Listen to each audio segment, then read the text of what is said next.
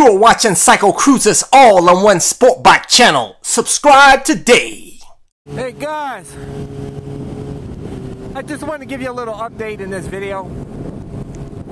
I received the Bell RS1 emblem Hi-Viz helmet, and right off the bat, put it on the scale.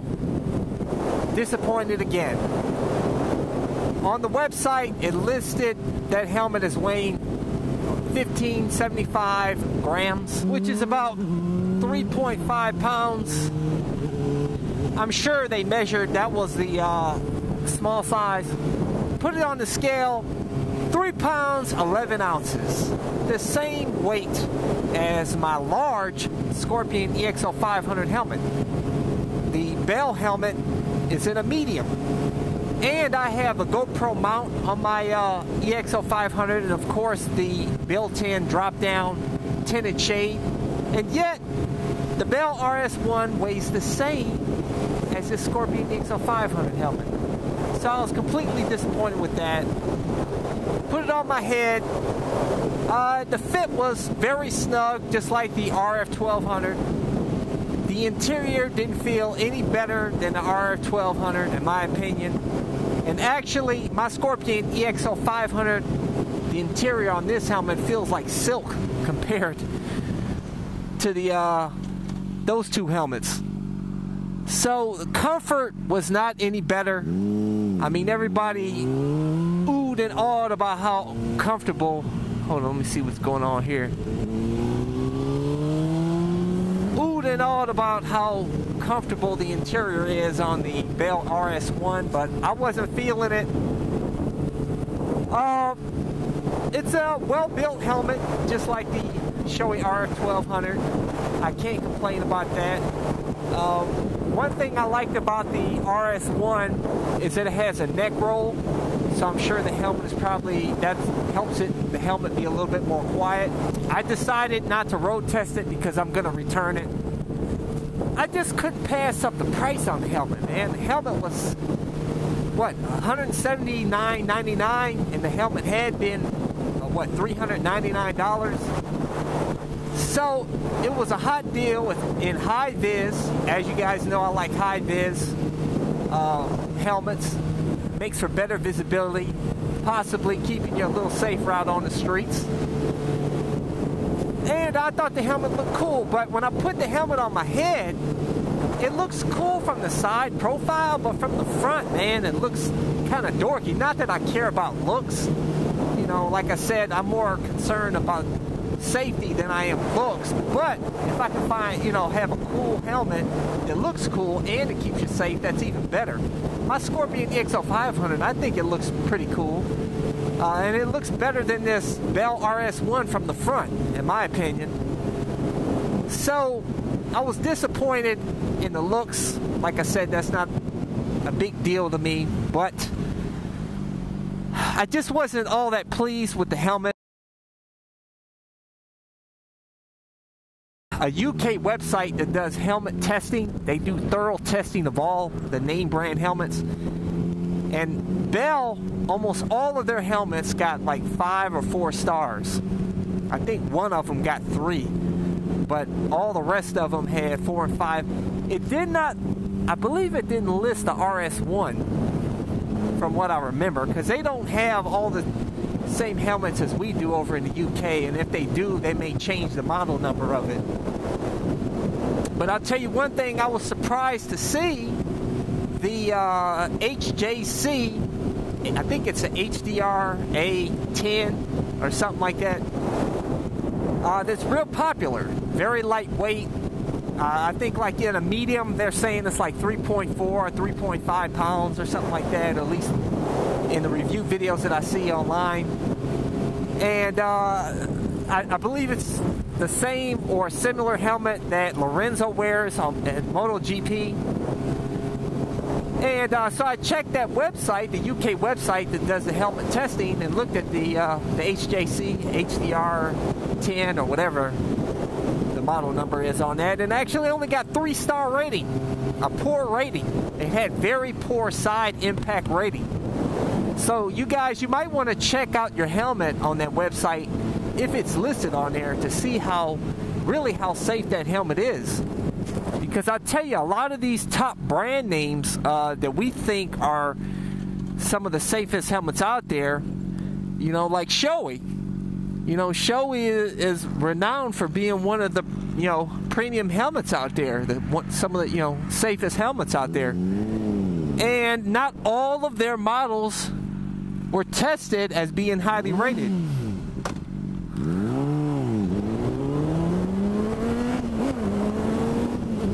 If you check the Shoei GT-Air on their website, it only got 3-star rating. And that's the comparable helmet to the Scorpion EXO-500 that I'm wearing, because they both have the tinted drop-down shield. Although my Scorpion EXO-500 has an ECE and dot approval or rating, as where the Shoei GT-Air just has a dot approval. And now I know why. Like I said, in my opinion, the best helmet for you is the helmet that fits you and that you feel comfortable in. Go to a store and try out all the different helmets and see what fits your head, because, you know, some of them fit a round head, some of them fit the intermediate oval, long oval, you know, so it's really best you just go to the store and try on different helmets and see what fits you the best. But what you want to do before you go to the store is measure your head. Measure the circumference of your head. Take a tape measure and measure about a ½ inch to an inch above your eyebrow and wrap it around your head, the longest point in the back of your head, and check the measurement. Then go to the store and look at the chart for the different helmets, or you can look at it online and see what size is best for you. And then when you go to the store, you know, try on the different helmets and avoid buying a helmet one size up. You know, if you put it on, the helmet on, and your cheeks are really tight, but the top of your head is fine, a lot of times you can swap out the cheek pad sizes to a thinner size so it's more comfortable for you. That's actually what I was going to do with this Bell RS1 helmet. I actually ordered the thinner cheek pads because a medium fits me perfect, but the cheeks are really tight because I have high cheekbones. So, yeah, most definitely. So, yes, you can, a lot of times a store will even swap out the cheek pads for you. And, you know, take the ones that came with your helmet, swap them out for a new set of cheek pads. Thinner. Fit your face. If not, just buy them. They're usually inexpensive. The Bell cheek pad set that I bought was only 20 bucks. So yeah, so that's what you want to do. You definitely want to make sure the top of your head is snug. You don't want to be able to, the rule of thumb is, if you can stick 2 fingers at the top of your forehead and they go up into the helmet is too loose. And it's very important that you have a good fitting helmet, because that's going to keep you safe. You know, should you go down, you don't want your head to you know, move around in the helmet when you hit the ground or something. So that's something very important to keep in mind. So I'm sending the Bell RS1 back. I'm not going to look for another helmet. I give up. This Scorpion EXO-500, man, feels luxurious compared to those other 2 helmets. Feels like silk. I mean, not to say those helmets were uncomfortable. They just didn't feel as good as the interior on the Scorpion EXO-500.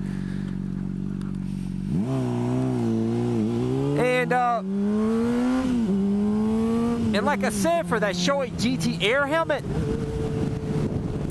that sucker's $400 more than the Scorpion EXO-500 helmet. You know, and it only has a 3-star rating with poor side impact rating on the helmet.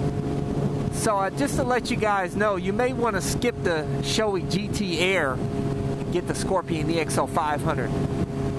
I highly recommend the Scorpion EXO-500. I just, I get bored with my gear after a while, and I like to change up to something new. So I just wanted to see what was out there, see if there was a better helmet out there, a more comfortable helmet, a lighter helmet that I would enjoy. And really, the grass isn't greener on the other side. And as far as getting a really light helmet, if you look at the ratings on that UK website that I'll provide in the info section of this video, a lot of those light helmets have poor ratings, poor safety ratings, poor impact ratings. So you might want to check up on that, man. I'd rather have a heavier helmet that's going to keep me safe than to have a super light helmet go down and the fucker cracks and cracks your head open, man, So,